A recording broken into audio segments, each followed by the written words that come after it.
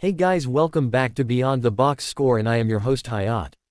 Today we're breaking down 3 NBA matchups on February 12th.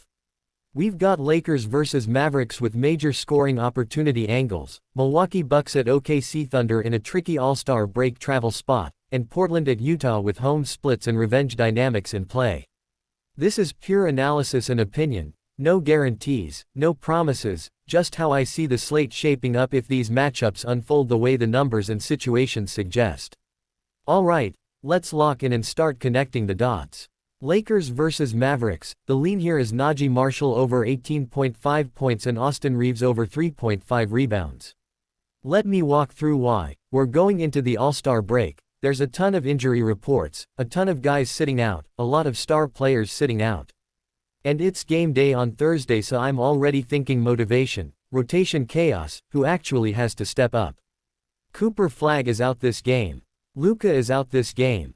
Austin Reeves has been back off injury for 4 games. So immediately I'm looking at opportunity, right? The Mavericks are projected to score about 115 points in this game, and if they're projected to score about 115 points and Cooper Flagg is out this game, someone has to absorb that usage. So I go straight to Najee Marshall, over 18.5 points. His line's 18.5. And yeah, he has been super up and down, pretty inconsistent, most of the time coming off the bench, but when he needs to step up, he does so. That's the key for me. If this matchup plays out like Dallas needing a secondary scorer with Cooper Flagg out this game, 18.5 just seems way too low.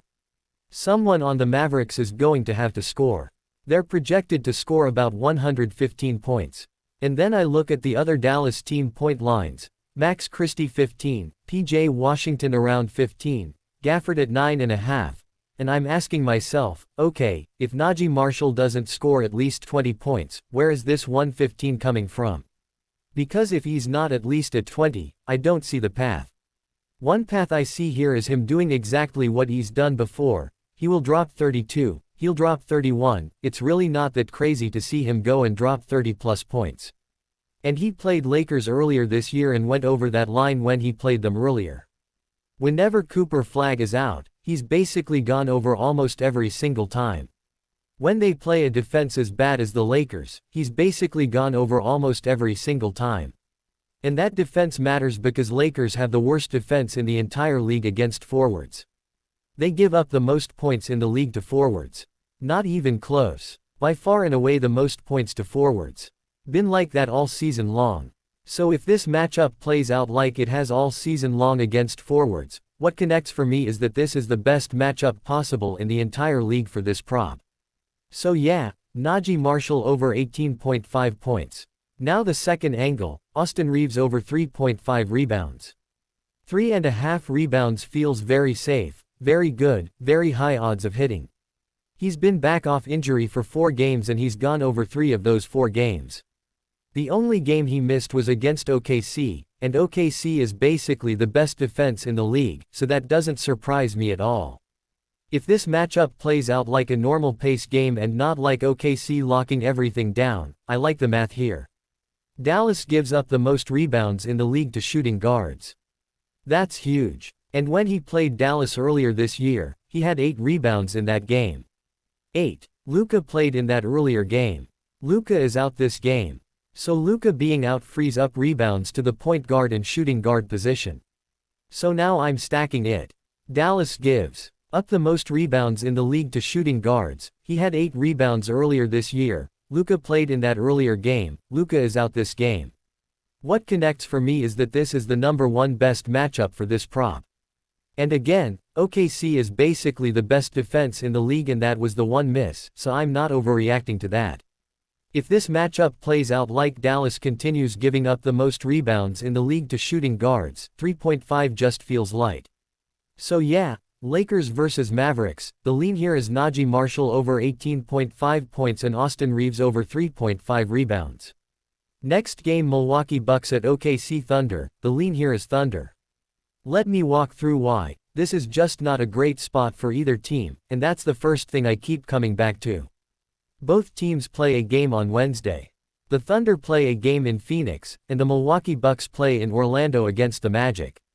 I actually took the Bucks in that game against the Magic, thought it was a good spot for them to at least keep it close, so we'll see how that goes, but then they immediately have to travel into OKC after Orlando. OKC is on the back end of a back-to-back, so it's not like they're sitting pretty either.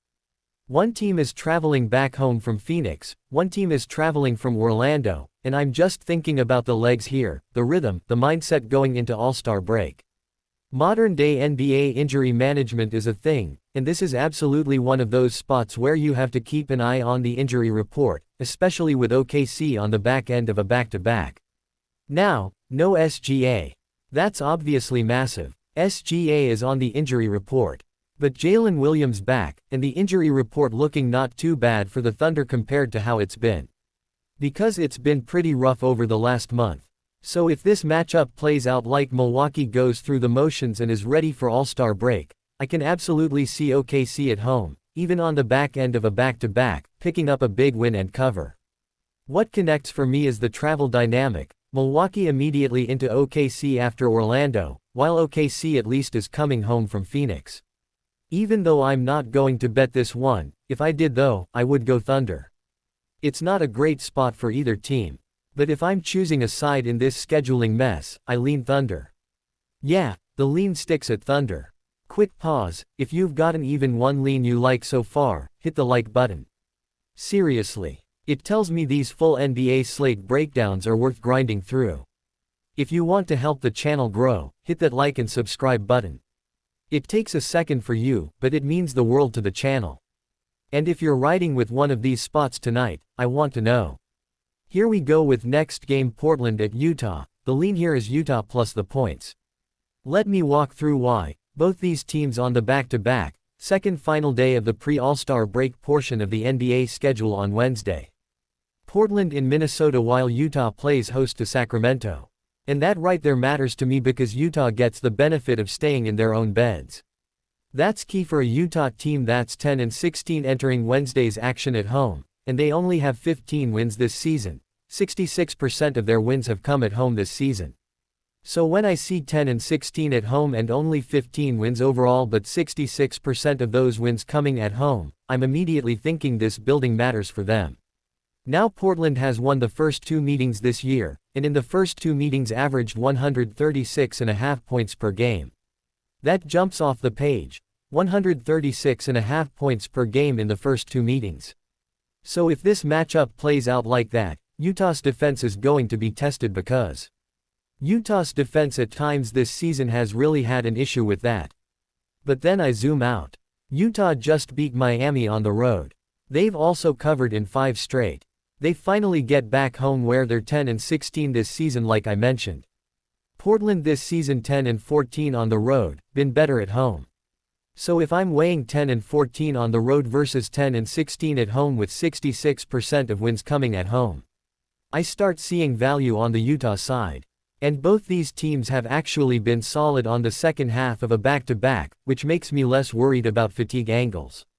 Now injuries matter. For Portland, Damian Lillard out, Chris Murray out, Shaedon Sharpe out, Matisse Thybulle out. That's real rotation impact. For Utah, Keontae George out, Walker Kessler out dealing with shoulder injury, and Lauri Markkanen available after being held out for rest. So Utah's supposed to be tanking, Sacramento's supposed to be tanking, but neither team can tank properly right now. That's kind of the funny part. We saw the first meeting back in October in Utah was a 136,134 win for Portland with Utah catching 3. Utah got the cover there.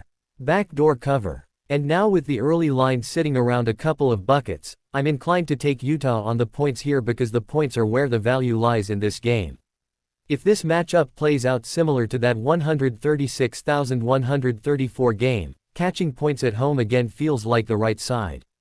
So I'm going to roll with Utah plus the points in this one. Yeah, the lean stays Utah plus the points. Alright, that wraps it up for all 3 matchups on February 12th. As always, this was analysis and opinion only, nothing guaranteed. Just me working through how these games could play out if the travel, the injuries, and the matchup edges connect the way they look on paper. We've got projection angles, back-to-back dynamics, home splits, usage bumps, now it's about how it actually unfolds on the floor. I'm curious how you're seeing these spots, so drop a Z in the comments and let me know which game stood out to you tonight or if you're seeing something differently. More NBA breakdowns coming soon, same raw format, same deep dives, same beyond the box score energy.